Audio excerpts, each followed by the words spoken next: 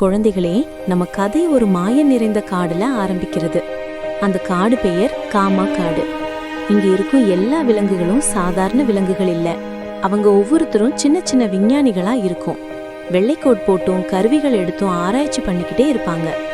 காட்டின் நடுவுல ஒரு பெரிய சயின்ஸ் லேப் மரம். அந்த மரத்துல நிறைய கருவிகள், லேபுகள், புத்தகங்கள். அங்கேதான் விலங்குகள் எல்லாரும் சேர்ந்து ஆராய்ச்சி செய்வாங்க. அந்த லேபை கவனிக்கும் முயல் ரோரோ. அவன் எப்போதும் சின்ன கண்ணாடியும் நோட்பேடுமே எடுத்திருப்பான். ஒரு நாள் காமாக்காடு கொஞ்சம் வித்தியாசமா இருப்பதை ரோரோ கவனிச்சான். மரங்களும் செடிகளும் வழக்கத்தை விட மெல்ல வளர ஆரம்பிச்சிருந்தது. காடு சற்று குளிர்ச்சியாகவும் மங்கலாகவும் மாற ஆரம்பிச்சது. உண்மையில் காரணம் சூரிய ஒளிதான். காடுக்கு ஒளி சரியாக வந்து சேரவில்லை. லாப மரத்திலிருந்து விலங்குகள் வானத்தை கவனிக்க ஆரம்பிச்சாங்க.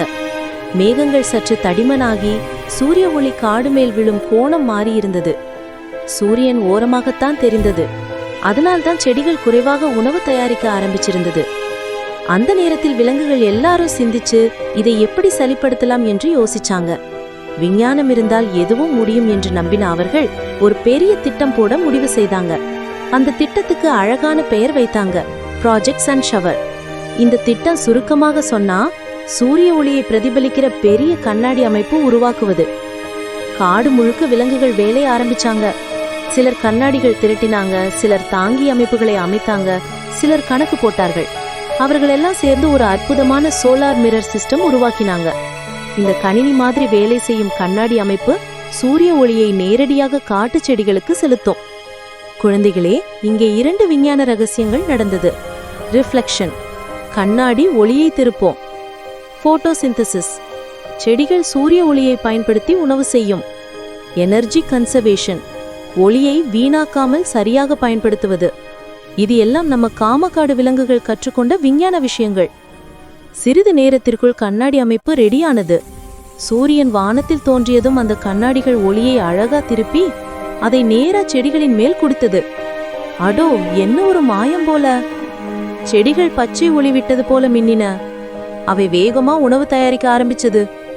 போட்டோசிந்தசிஸ் அதிவேகமானது. காடு முழுக்க பச்சை நிறம் பிரகாசிச்சது. காற்று புத்துணர்ச்சியாக மாறியது. காமா காடு மீண்டும் உயிர் பெற்றது. விலங்குகள் எல்லாரும் மிகுந்த சந்தோஷமா இருந்தாங்க. யாரும் தனியாக இல்லாமல் எல்லாரும் சேர்ந்து செய்த முயற்சிதான் காடை காப்பாற்றியது. அது அவர்களுக்கு ஒரு பெரிய பாடமாயிற்று.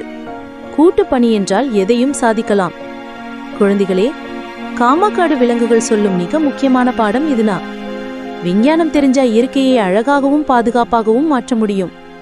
ஆர்வமா கற்றுக்கொண்டால் நம்மாலேயே உலகத்துக்கே உதவ முடியும்.